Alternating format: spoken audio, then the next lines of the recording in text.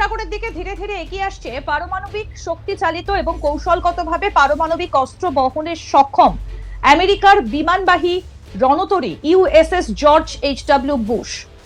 এই একটি মাত্র জাহাজই একটা ভাসমান যুদ্ধ ঘাঁটি, যার ডেকে থাকা যুদ্ধ বিমান মুহূর্তের মধ্যে দূরবর্তী লক্ষ্য বস্তুতে আঘাত হানতে পারে। তাই এর উপস্থিতি শুধুমাত্র সামরিক মোতায়েন নয়, বরং এক ধরনের শক্তি প্রদর্শন, একটা মনস্তাত্ত্বিক চাপ যা শত্রুপক্ষকে বুঝিয়ে দেয় পরিস্থিতি আর কূটনৈতিক সীমায় নেই। এটা এখন কৌশলগত প্রাধান্যের লড়াই। আরব সাগরের নীল জলের ওপর এখন এক অদ্ভুত নীরবতা। এই নীরবতা শান্তির নয়, বরং ঝড়ের আগের অস্বস্তিকর স্থিরতা। পৃথিবীর সব থেকে গুরুত্বপূর্ণ সামুদ্রিক পথগুলোর একটা হরমুজ প্রণালী এখন ধীরে ধীরে পরিণত হচ্ছে একটা বিশাল সামরিক দাবার বোর্ডে। এখানে প্রতিটা জাহাজের গতিবিধি, প্রতিটা র্যাডার সিগন্যাল, প্রতিটা উড়ান যেন একটা অদৃশ্য কাউন্টডাউনের অংশ।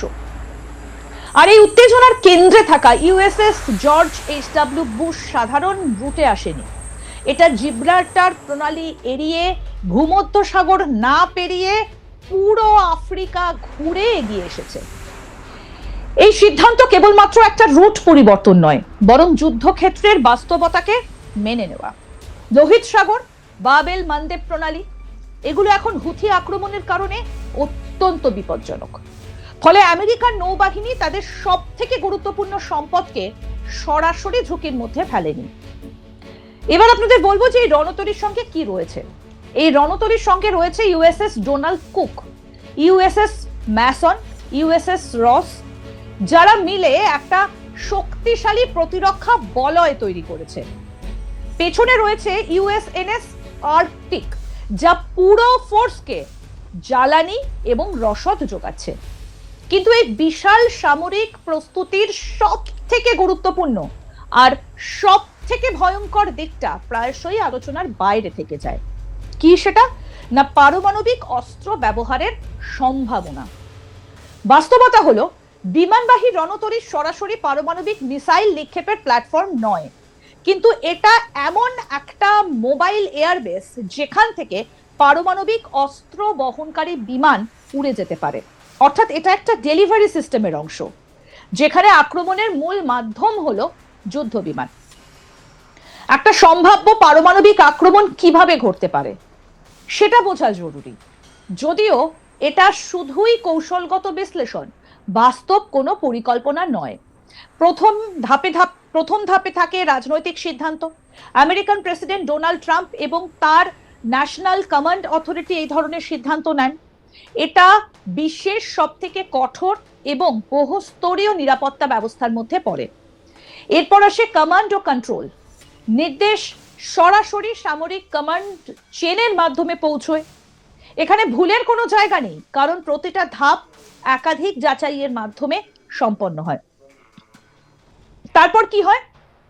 তারপর শুরু হয় অপারেশনাল প্রস্তুতি। ক্যারিয়ারের ডেকে থাকা নির্দিষ্ট যুদ্ধ বিমান, যেমন স্ট্রাইক ফাইটার, বিশেষ মিশনের জন্য প্রস্তুত করা হয়। এই বিমানগুলো সাধারণত কনভেনশনাল অস্ত্র বহন করলেও প্রয়োজনে বিশেষ ধরনের বোমা বহন করতে সক্ষম। তারপর আসে সব থেকে গুরুত্বপূর্ণ অংশ, ডেলিভারি। বিমানটা ক্যারিয়ার থেকে উড়ে যায়, আকাশের নির্দিষ্ট রুট ধরে লক্ষ্যবস্তুর দিকে এগোয়। মাঝপথে রিফিউয়েলিং, ইলেকট্রনিক সাপোর্ট, শত্রুর এয়ার ডিফেন্স এড়িয়ে যাওয়া, সব মিলিয়ে এটা অত্যন্ত জটিল একটা অপারেশন। কিন্তু এখানেই শেষ নয়। পারমাণবিক অস্ত্র ব্যবহারের ক্ষেত্রে আন্তর্জাতিক আইন, যুদ্ধের নিয়ম এবং রাজনৈতিক পরিণতি এতটাই ভয়াবহ যে বাস্তবে ধাপটা প্রায় ডিটারেন্স হিসেবে ব্যবহৃত হয়। অর্থাৎ শত্রুকে ভয় দেখানো, চাপ তৈরি করা, যাতে আসল আক্রমণের প্রয়োজন না পড়ে। এই কারণেই ইউএসএস জর্জ এইচ.ডব্লিউ. বুশের উপস্থিতি এতটা গুরুত্বপূর্ণ। এটা সরাসরি যদি আক্রমণ নাও করে, তবুও এর উপস্থিতি একটা বার্তা দেয়। কি বার্তা? আমরা প্রস্তুত। এই সময় ইউএস সেন্ট্রাল কমান্ড হরমুজ প্রণালীতে অবরোধ কার্যকর করছে। ইরানের বন্দরে ঢোকা বা বের হওয়া প্রতিটা জাহাজ এখন নজরদারির আওতায়। কোনো জাহাজ যদি নিয়ম ভাঙে, তাহলে তাকে আটক করা হতে পারে।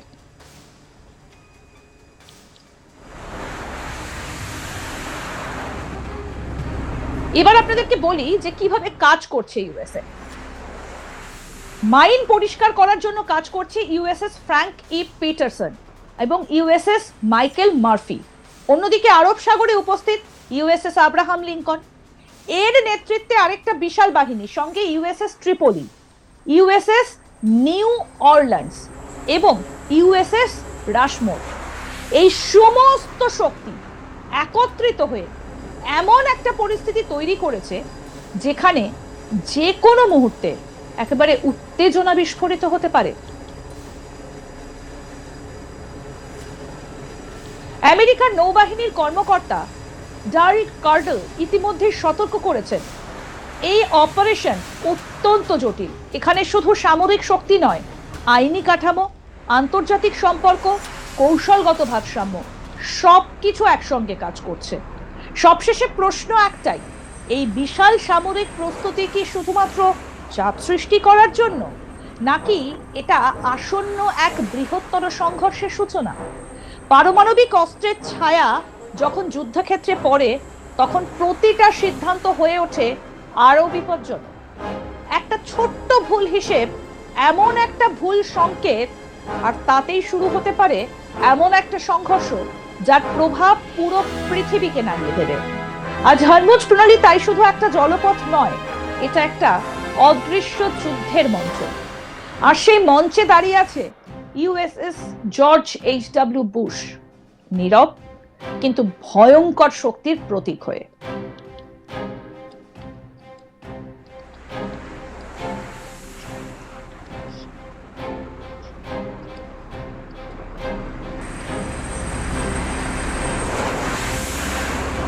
আরব সাগরের দিকে ধীরে ধীরে এগিয়ে আসছে পারমাণবিক শক্তিচালিত, কৌশলগতভাবে পারমাণবিক অস্ত্র বহনে সক্ষম আমেরিকার বিমানবাহী রণতরী ইউএসএস জর্জ এইচ.ডব্লিউ. বুশ।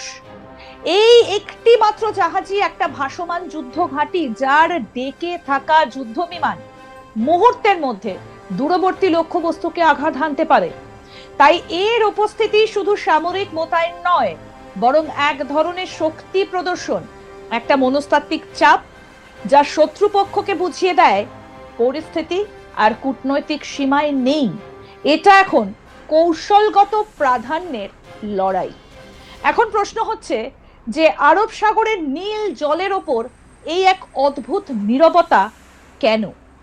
এই নীরবতা শান্তির নয়, বরং ঝড়ের আগের অস্বস্তিকর স্থিরতা। কি ঘটতে চলেছে আগামী দিনে, সমস্ত আপডেট আপনাদেরকে জানাতে থাকবো। দেখতে থাকুন আজ তাক বাংলা, সাবস্ক্রাইব করুন।